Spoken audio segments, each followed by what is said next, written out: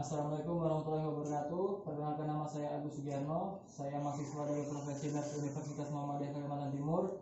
Di sini saya akan melakukan pemeriksaan syarat kranial pada Tuan R. Pertama, kaji apakah ada kelainan pada pasien, kemudian kaji kesiapan pasien dan kesiapan perawat. Kemudian kita siapkan alat. Di sini ada kopi, kemudian minyak telur, kemudian jam tangan detik, kemudian kapas dipilin, kemudian ada pen light, kemudian ada tong spatter, kemudian ada jarum, dan kemudian ada benda tumpul dan koran. Kemudian langkah pertama yaitu mencuci tangan, kemudian tutup sampiran, kemudian Assalamualaikum Pak. Bapak Rumani. Ya, perkenalkan, nama saya Agus Sugiarno, mahasiswa Profesi Nurse Universitas Muhammadiyah Samarinda. Di sini saya akan melakukan pemeriksaan saraf kranial pada Bapak, yaitu yang bertujuan untuk mengetahui apakah ada tanda kelainan pada saraf kranial Bapak ya. Waktunya kurang lebih 10-15 menit. Apakah Bapak bersedia? Baik. Sebelum kita mulai, marilah kita membaca basmalah Pak. Bismillahirrahmanirrahim. Baik Bapak, ini yang pertama saya akan melakukan pemeriksaan saraf kranial, yaitu nervus olfactorius, yaitu yang bertujuan untuk mengetahui apakah penciuman Bapak ada kelainan, apakah ada sumbatan di rongga hidung Pak ya. Sebelumnya apakah Bapak ada pilek? Tidak ada. Sebelum saya lakukan pemeriksaan, bisa tolong ditutup hidungnya sebelah kanan terus dihembuskan Pak. Sebelahnya lagi. Oh baik, tidak ada Pak ya. Untuk hidungnya sebelah kanan Pak. Ya.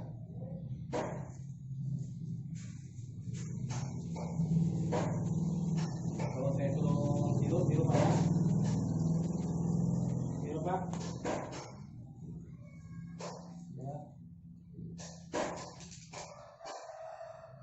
Hirup lagi Pak. Kemudian ganti sebelahnya Pak. Tutup hidung sebelah kiri. Kemudian hirupnya dari lubang hidung sebelah kanan Pak ya. Ya, satu lagi. Hirup lagi Pak. Baik, silakan dibuka matanya dan lubang hidungnya. Untuk yang pertama tadi, apa yang Bapak cium? Untuk penciuman yang kedua, neutron ya. Baik Pak, berarti untuk nervus olfactorius atau penciuman Bapak tidak ada kelainan Pak ya. Alhamdulillah normal. Baik Pak, selanjutnya pemeriksaan yang kedua, yaitu saya akan melakukan pemeriksaan nervus opticus yang bertujuan untuk mengetahui apakah ada kelainan pada penglihatan Bapak. Sebelumnya saya akan bertanya Pak, sebelumnya Bapak Rumani apakah ada riwayat katarak? Baik Bapak, di sini ada koran. Nanti Bapak baca yang apa yang saya tunjuk ya. Ini apa bacanya Pak? Pelayanan dan pembiayaan kesehatan. Baik, kemudian Kesehatan ibu dan anak. baik Bapak. Kemudian Surveillance. baik. Selanjutnya tutup mata yang kanan Pak. Ini Pak apa bacanya? Data keluarga. Baik. Kemudian ini dalam 3 bulan terakhir. Baik Pak. Ini Kesehatan lingkungan. baik. Kemudian tutup yang sebelah kiri lagi. Ini apa bacanya Pak? Tersedia dan bersih. Baik. Kemudian Mempunyai tempat sampah yang tertutup. nah baik. Buka lagi mata Pak. Untuk selanjutnya yaitu mundur dulu Bapak posisinya. Di sini ada huruf atau yang disebut skala Pak ya. dari huruf yang terbesar sampai terkecil. Di sini saya akan menunjuk, Bapak nanti ngomong ya Pak ya, tinggal sebutkan saja dengan mata ditutup sebelah kanan dulu. Ini huruf apa Pak? E, Ini P, ini O, ini P,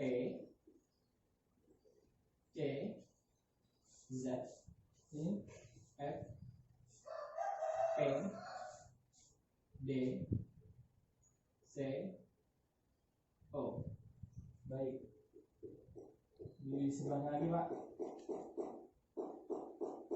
Ini E, F, Z, L, F, D, E, F, P, T. ya baik. Baik Pak, selanjutnya kita lakukan yang berhitung Pak ya. Tutup mata yang sebelah kanan. Ini berapa Pak?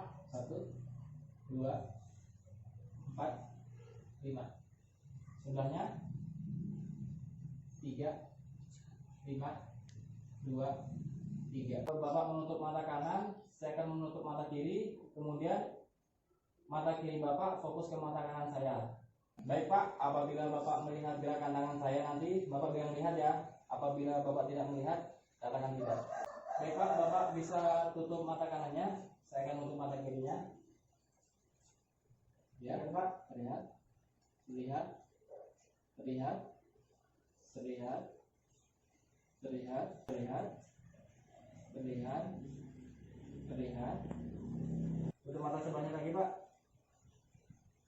Ya, terlihat, terlihat, terlihat, terlihat, terlihat, terlihat, terlihat, terlihat. Baik Pak, alhamdulillah untuk penilaian nervus opticus Bapak alhamdulillah tidak kelainan Pak ya. Untuk hasilnya normal. Baik Pak, selanjutnya kita akan melakukan pemeriksaan nervus yang ketiga, 4 dan 6, yaitu nervus ketiga oculomotorius, nervus keempat trochlearis, kemudian nervus keenam abdusen. Baik, kita mulai dari nervus ketiga Pak ya, yaitu pemeriksaan nervus oculomotorius, yaitu pemeriksaan pergerakan pupil Bapak. Permisi Pak.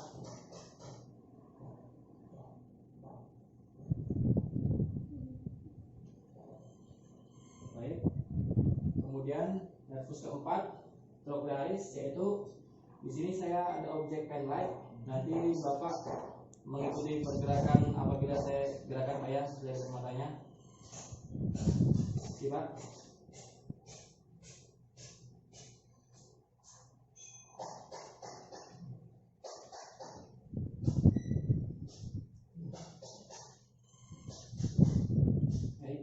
Kemudian yang keenam yaitu abdusen, Bapak bisa melirik ke kiri, ke kanan, ke atas, ke bawah.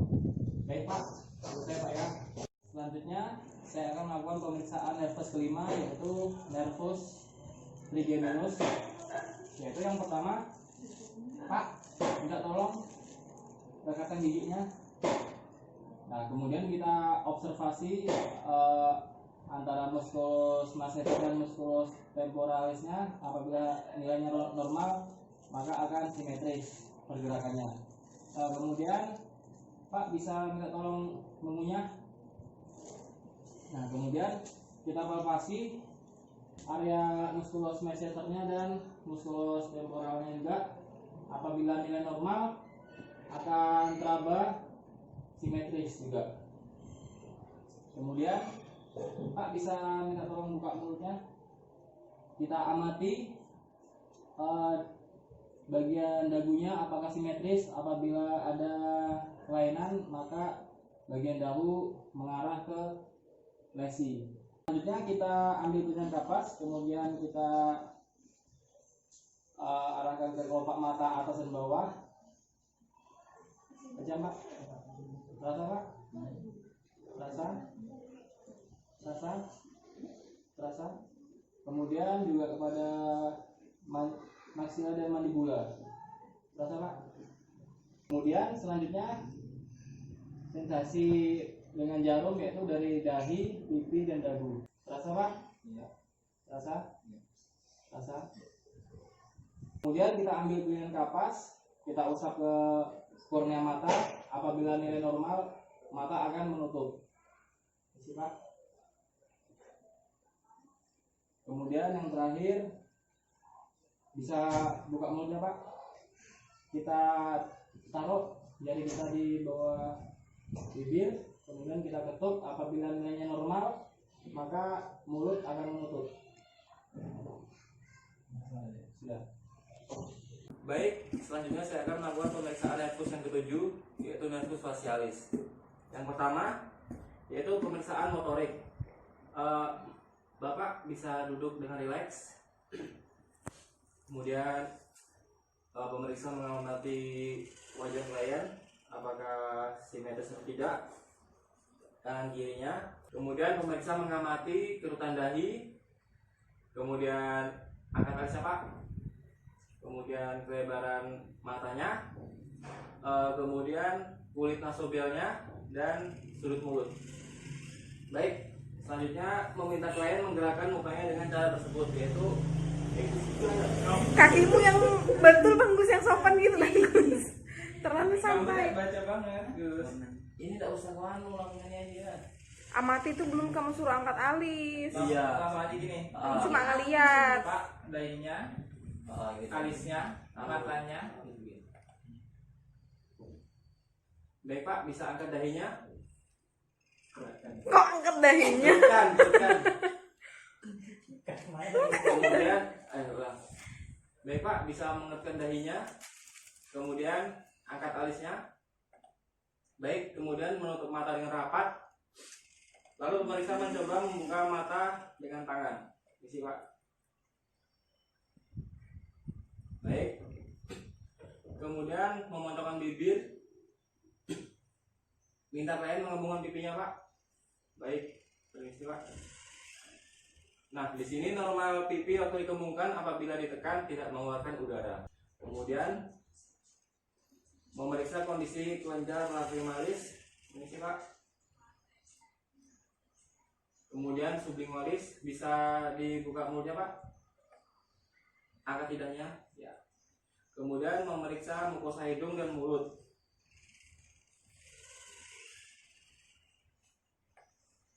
Sudah.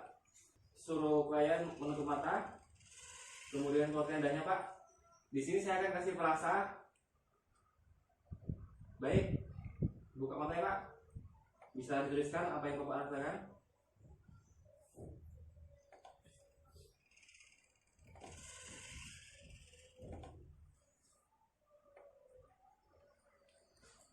Baik, untuk pemeriksaan nervus ke-7 hasilnya normal. Baik, selanjutnya saya akan melakukan pemeriksaan nervus yang ke-8, yaitu vestibulocochlearis. Baik Pak, untuk pemeriksaan motoriknya yang pertama yaitu pemeriksaan Weber, yaitu untuk mengetahui transport suara.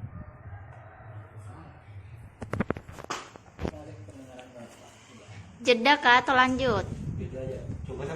Baik, selanjutnya saya akan melakukan pemeriksaan nervus yang ke-8, yaitu vestibulocochlearis. Yaitu yang pertama yaitu pemeriksaan motorik untuk membandingkan dari transport melalui telinga apakah simetris antara kanan dan kiri. Yaitu pertama menggunakan garpu tala, kita pakai ke dinding atau lantai, kita taruh di dahi. Permisi Pak. Apakah Bapak merasakan suara yang nyaring di bagian mana?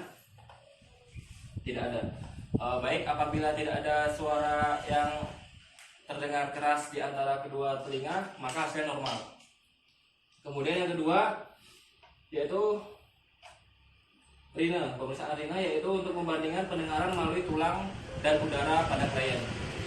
Yaitu yang pertama, gabungan dikitarkan, kemudian diletakkan pada planum mastoid. Pendengaran Pak? Ya. Pendengaran? Enggak. Kemudian kita pindahkan pada externus. Pendengaran Pak? Ya. Apabila suara di udara lebih lama dibanding suara di tulang, maka hasilnya normal. Kemudian yang ketiga, pemeriksaan swabah, yaitu untuk menilai dari pasien ke pemeriksa. Kemudian kita akan garpu tala, kita taruh di belakang telinga. Kedengaran Pak? Ya. Sudah. Baik, apabila pemeriksa tidak mendengarkan lagi, maka hasilnya normal. Lanjut, tes Romberg. Bapak bisa berdiri.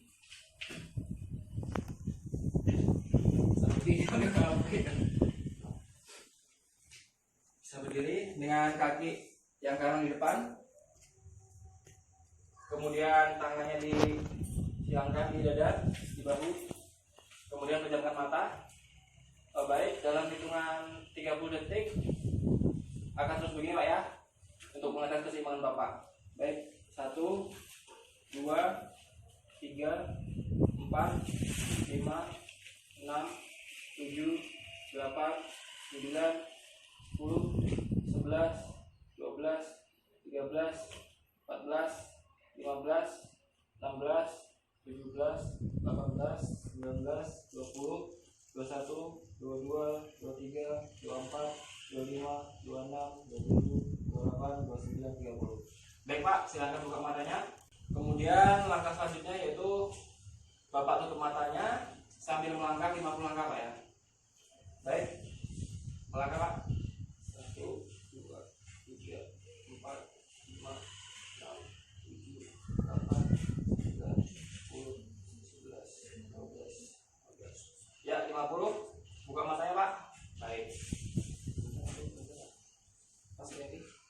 Oh ya, kemudian selanjutnya pemeriksaan pas pointing, yaitu Bapak rendangkan tangannya, telunjuk klien harus kena dengan telunjuk pemeriksa. Kemudian Bapak ikuti perintah saya, pejamkan matanya, angkat tangannya Pak ke atas. Baik, kembali lagi. Apabila tangan klien menyentuh telunjuk, apabila tangan klien menyentuh tangan pemeriksa, maka hasil normal. Buka mata Pak. Baik, kemudian tes untuk mengetahui vertigo, baring Pak.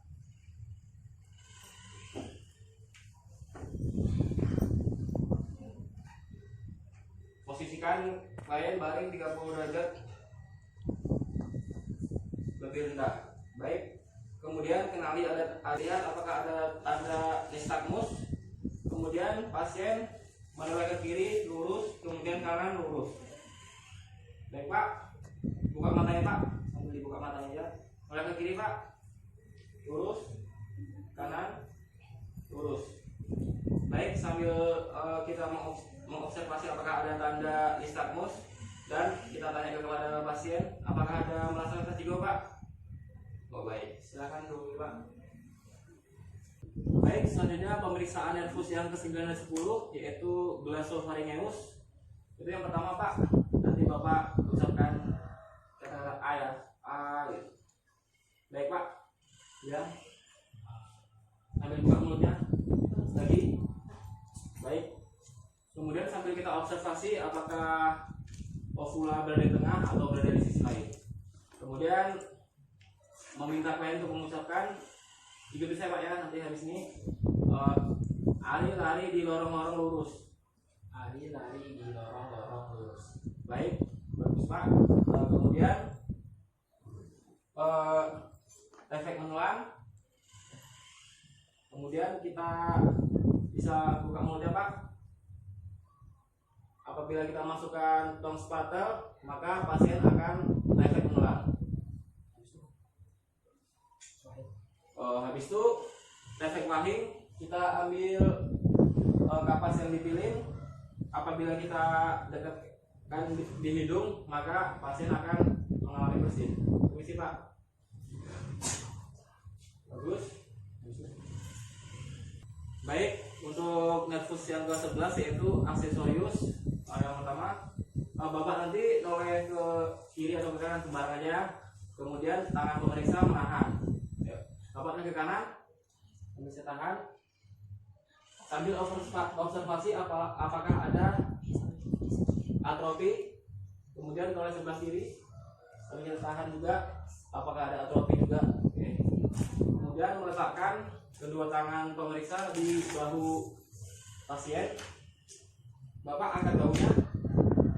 Kita amati pergerakan bahunya apakah simetris, kekuatan ototnya antara kanan dan kiri. Kemudian Bapak bisa mendongakkan kepalanya.